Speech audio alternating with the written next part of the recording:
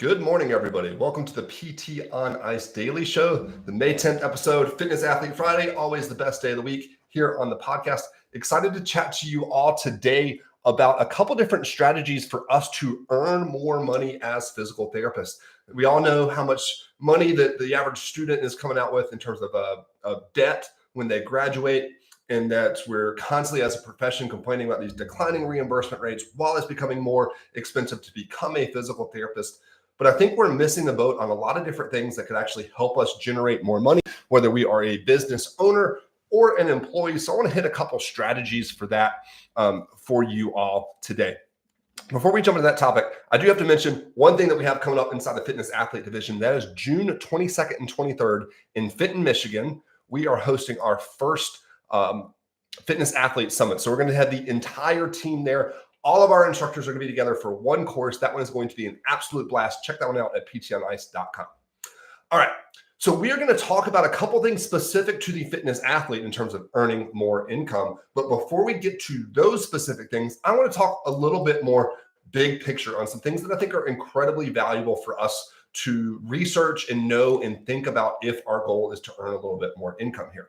And so the first, whether you're an owner or an employee, and this is going to be more particular to employees, most owners hopefully already know this, is we need to be educated on how much money that we are generating for our clinic. Or if you're an owner, you need to know how much money is each one of your employees generating for you. But I really so frequently don't see employees understanding this. And so one thing that I did throughout my career when I was working for different people, now I own my own businesses, but even when I was an employee, I was always diving into these numbers because I wanted to understand what I was doing for the company that I worked for.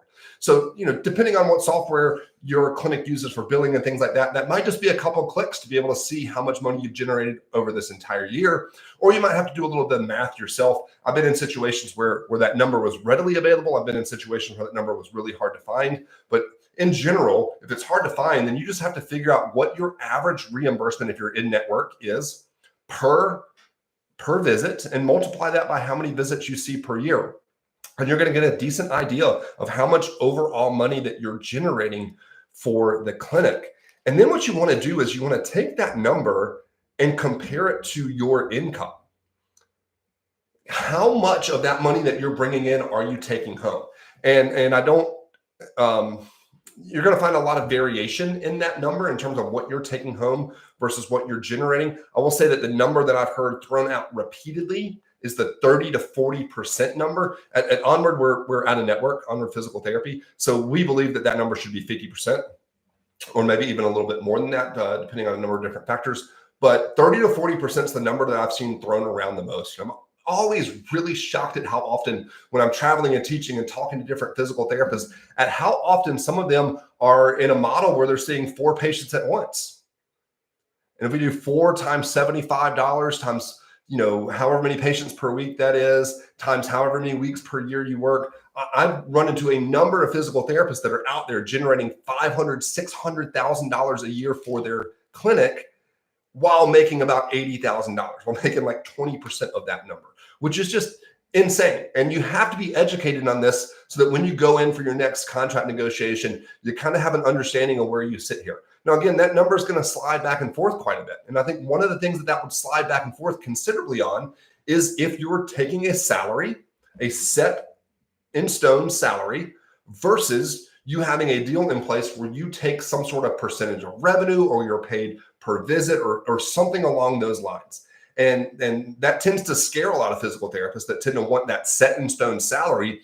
But I'll say, if you really want to have the ability to make more money, then I think a lot of times we need to do a better job of just betting on ourselves and being willing to say, yeah, I'm happy to take a percent of my revenue. I know that up front, that might be a little bit harder as I'm building my caseload, but on the back end, I could potentially make more money as long as I'm doing a great job providing, clinical outcomes to people so that more and more people want to come see me. That is a great way to make more money as a physical therapist. The first time I went from a set salary to that, it obviously took me a while to build my caseload up, but it resulted in me making $30,000 more per year once I got past that first year of rebuilding my schedule.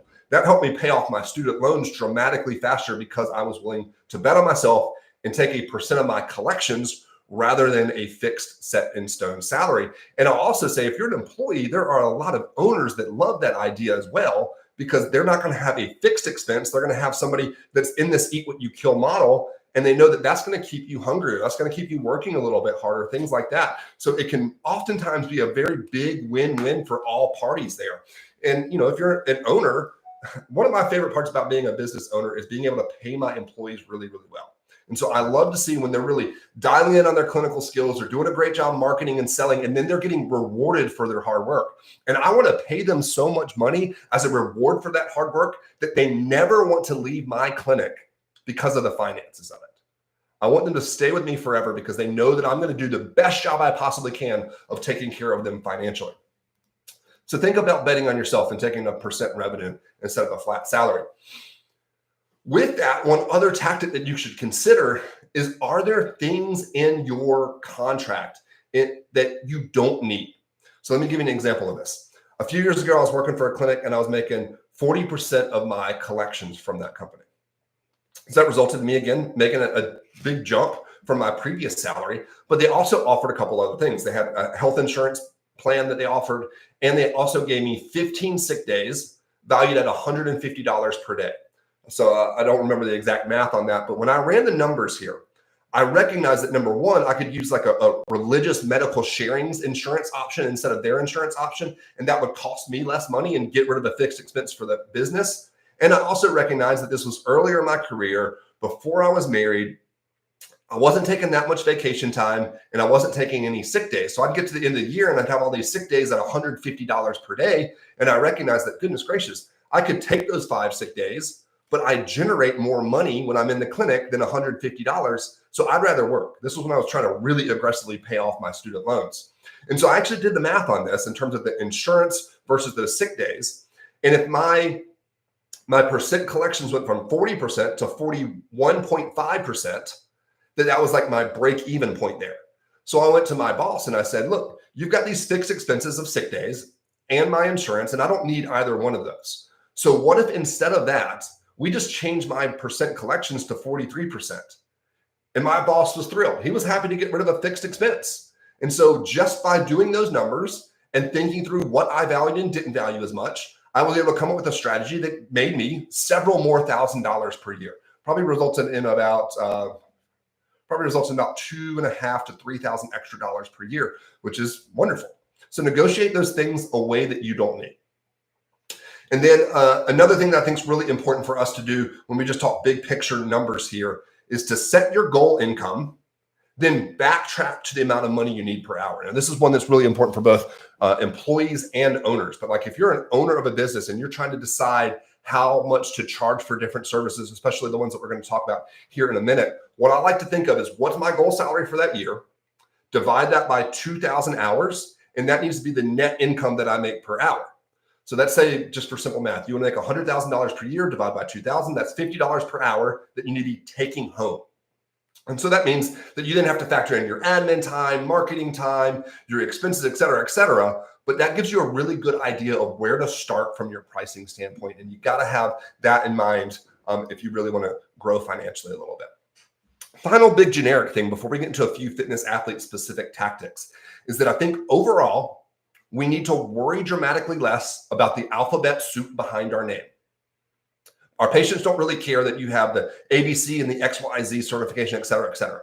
What people are looking for now more than ever, especially as people are more and more educated, there's more information available online, they are looking for specialists in the areas that they are having issues with. If they're having hip pain, they want to see the best hip physical therapist in the area.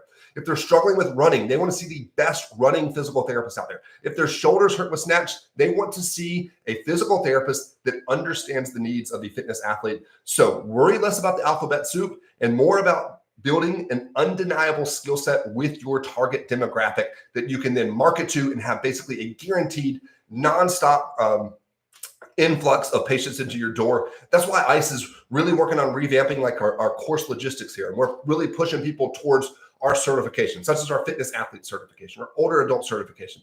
We just want you to start to become known as the go-to person in your region for X or Y. That way you can really market that and leverage that in growing your business. That then brings us to our fitness athlete division. And some of the specific things that I think that we teach in our courses that we think that a lot more physical therapists should be marketing and selling to add additional revenue into their clinics money, or maybe some of these things become a side hustle that you do.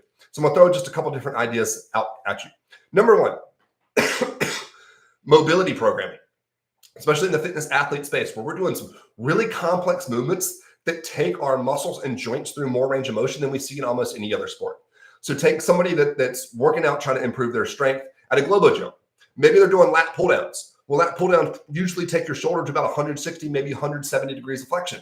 Well, if you join CrossFit and you're doing kipping pull-ups and bar muscle ups, etc., your shoulder is being taken to absolute in range. If you don't have 180 degrees of shoulder flexion, you're going to be in really poor positions. You're not going to perform as well. It's going to often lead to some little aches and tweaks. So writing mobility programming is something that so many CrossFit athletes are looking for. And if you have that skill set, you should be marketing that to them. It doesn't take a ton of time. You could do really quick, once a month, 30-minute follow-up sessions, and then you write them, 3 or 4 days a week. Here's your 10 minutes of mobility work that you should be doing before or after or on your off days in relationship to your workout. So think about mobility programming. Alongside of that is accessory programming. Like say somebody comes and sees you for back pain. You analyze their squat and they've got a good morning squat pattern. You recognize that they need a little bit more quad emphasis, a little bit more quad strength and hypertrophy to help improve that movement pattern a little bit and reduce those aches long-term. Write them some accessory programming. So that could be that 2 or 3 days a week, you're writing them, 10 to 15 minutes of work to do after class. It could be that maybe they're dropping 1 day a week of CrossFit and they're doing really specific work on the areas that they are held back in a little bit. Because I think a lot of times we forget, CrossFit's broad general fitness. So if somebody comes into CrossFit from an endurance athlete background, they're going to have a big hole in their game. Like their strength is going to be behind their aerobic capacity. So maybe they need more strength bias in their programming. And maybe 1 day a week you program that for them. Maybe somebody comes from a powerlifting background, they need the opposite.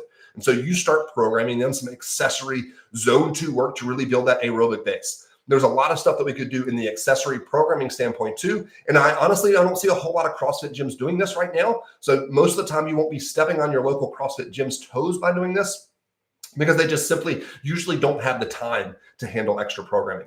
I also have a friend that does full programming. So like when he discharges his patients, he offers them fitness programming on the back end of that. So he works for a standard clinic and he's adding, last time I checked in with him, $20,000 extra per year that's straight to him. His company doesn't mind him doing this at all. Straight to him an extra $20,000 a year, just programming for people that he's already discharged. So a lot of these things don't even require that much more work, that much more marketing, and simply just offering this to your existing customer base as a little bit of add-on. In terms of like the specific like fitness athlete, CrossFitter, powerlifter, limit weightlifters, I think one other thing that we should really look at is regular maintenance work. And physical therapists always get really up in arms when we talk about maintenance work, but I think we need to recognize something about this. So many individuals out there are actively seeking out regular maintenance work. They see a chiropractor once a month to get adjusted. They see a massage therapist once a month. They talk to a personal trainer, they're paying for accessory programming online, something like that. Why not offer doing all of that in one spot? Like, why would you not say, okay, Jimmy, I know we took care of your low back pain. That upper back's still stiff. Your pain's gone, but we need to get that upper back unlocked a little bit. So why don't we follow up once a month for the next few months? I'm going to write you some accessory mobility work to do.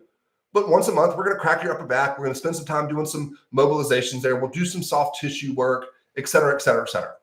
We can put all of that together in one package for them rather than them having to go out to multiple different places. And it's a win-win there. We're still providing valuable services that's helping out their performance, that's potentially preventing future injuries and issues from happening while simultaneously growing our business. So I think we dropped the ball quite a bit on maintenance work, and we need to be a little bit more open to that in certain situations when we're providing value to people still. And then finally, I want to mention a couple things from the more endurance side of the fitness athlete division here, and that's things like bike fits. So we have a bike fit course at ICE. We also have a running evaluation course, but both of those are things that people are more than willing to pay cash for because they understand how much it's going to help them perform to their absolute best and reduce, a little bit of those aches and pains that they get with those sports that do have a decent injury rate there. And then with that population too, we should also be thinking about programming for both. Like we all know that runners aren't doing enough from a strength training perspective. And so often they have a running coach that they're hiring that's programming they're running. And usually when I look at the strength work that the running coaches program for them, it's air squats, unloaded lunges, glute bridges, things like that, that we all know are not heavy and intense enough to drive adaptive changes in that population that needs the heavier loading. So why do we not offer that? Can we not really quickly write twice a week a 30 to 45 minute program to get those individuals a little bit stronger and help stay ahead of issues that they have going on? So I hope that gives you a lot of different ideas that you can do and market to your business. The question that I always get asked when we talk about different ideas like that is then, how do I know what to charge for that? And that goes back to setting your goal income. So you set your goal income, how much money that means you need to generate per hour. And then you look at all of these different extra services and you say, how long would it take for me to do this? So let's say Bike Fit, for example. Let's say a Bike Fit takes you 90 minutes. It also takes you on average about 30 minutes of marketing to get every new person in the door. So we're saying it's 2 hours for every Bike Fit, 2 times the amount of money you need to generate per hour, plus your expenses, results in you understanding exactly what you need to charge for these services. So I hope that really helps y'all understand a few different things. And as always, we look forward to seeing you on the road at fitness athlete courses in your area. Have a great one, everybody.